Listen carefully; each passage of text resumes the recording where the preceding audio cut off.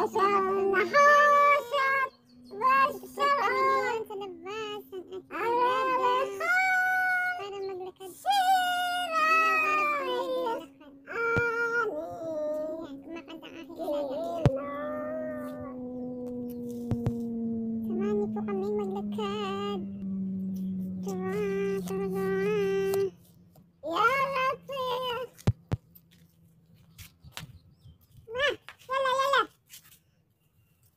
Huh?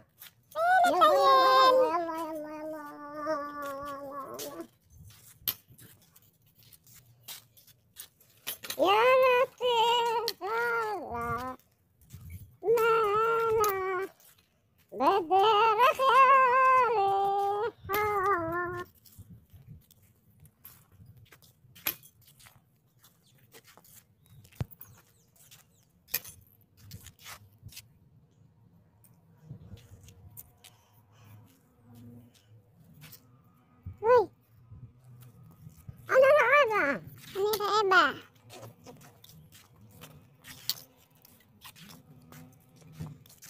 Ano ka? Bye-bye!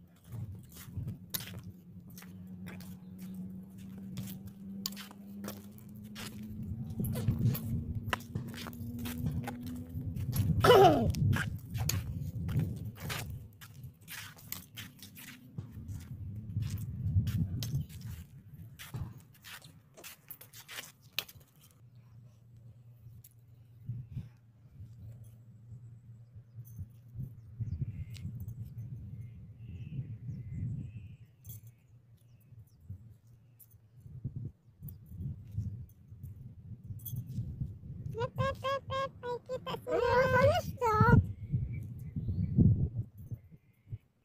Sarah. Sarah. Yun po, yung bagong bahay. Yung maganda. Yun. Yan. It's 11 a.m. here. At kami ay naglalakad anywhere. Sabi na yata niya. Ayan, nandito tayo ngayon sa magandang bahay na ginagawa pa lang. Malapit na siyang matapos. Ayan. Modern house. A kind of modern house. In Israel. Ayan, napakaganda pong bahay.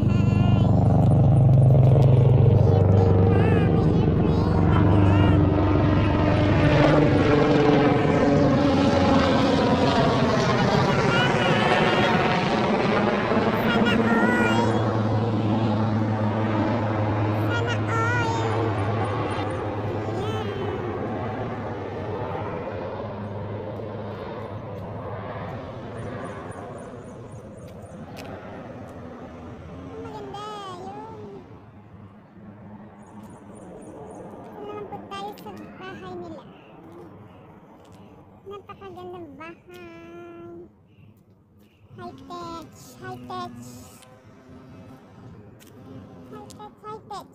Tayo pa rin pumasok dahil nagkarak.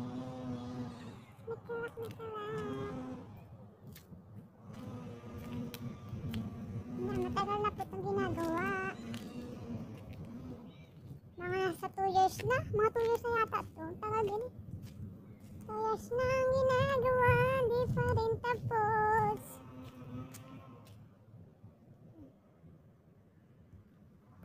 Puntahan natin yung likod. Kasi malapit na ito sa amin. Ako nakita ni Madam. Ayan po yung kanyang view. Ayan. Dahil po, panay ang ulan dito. Yan po yung bahay niya. Maganda. Dito pala maganda ang view. Yan, araw-araw po namin ito nadadaanan kapag naglalakad kami ni Lola. Yan. This is the life. Everyday scenery. Ayan. Ayun pa yung mga bagong bahay.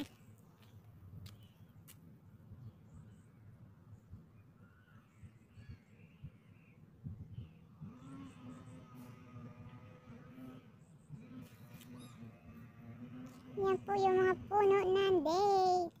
Olive oil. Olive tree. Yan po, pinaka-famous sa Israel. Olive tree.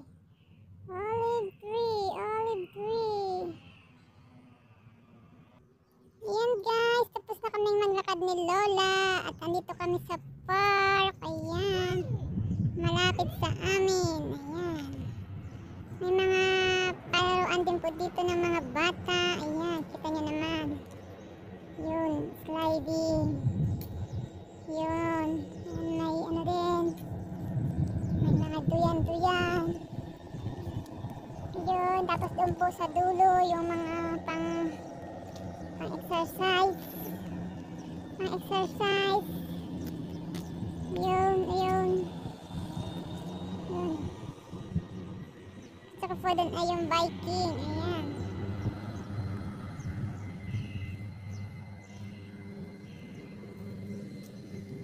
Si Lola ay naupo na.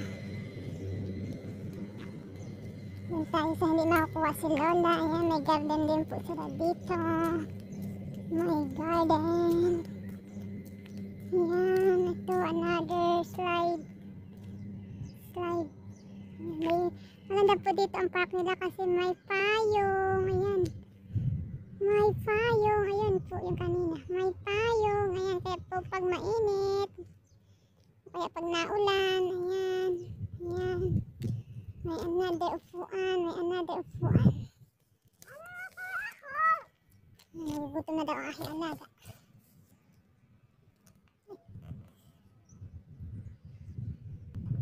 Ayan guys. This is my life almost every day. Ito lang po ang aking routine dito. Sa umaga, maglalakad at sa hapon. Ganun din po sa hapon. Kapag winter lang po, dalawang beses kami maglakad ng alaga ko. Pero pag summer po, isang beses lang. Ayun po yung bahay na maganda. Ayun. Yun, yung sa likod ko, yung bahay na maganda. Tapos yung bahay namin, bahay ni Lola ay ayun.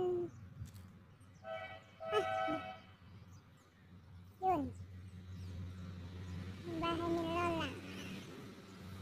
Ayan. May nagtitinda ng gasyon. May nagtitinda ng gasyon. Medyo nakakapagod po pag winter kasi mas madalas nasa labas kami ni Lola. Ano sa lehol? Para maglakad. Ayan, gutom na daw ang aking alaga. Nagugutom na si Lola. Ayan. Sa mga nagtatanong kung madali ang trabaho. Madali, madali. Ito lang. Feeling ko lang dito ako ay tourist. Nararamdaman ko lang po ang pressure kapag wala sa mood si Lola, maligalig. Ayan. Panay ang sigaw. At saka sa umaga, yung paglilinis ng bahay.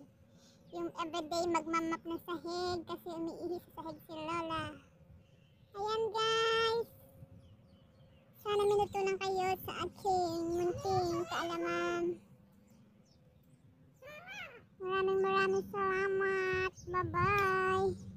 Kailangan ko na umuwi kasi may nilabhan ako. Isasampay ko na kasi sayang ang araw. Bye-bye everyone. Stay safe. May corona pa rin po dito sa amin. Normal na ang. Dahil musyab naman po itong aming bukid. Kaya wala pong huhuling pulis para sa walang face mask. Pero pag nasa bayan ka po, kailangan may face mask palagi kasi may nahuhuli talaga. Ayan, bye-bye. Bye-bye. Gawin natin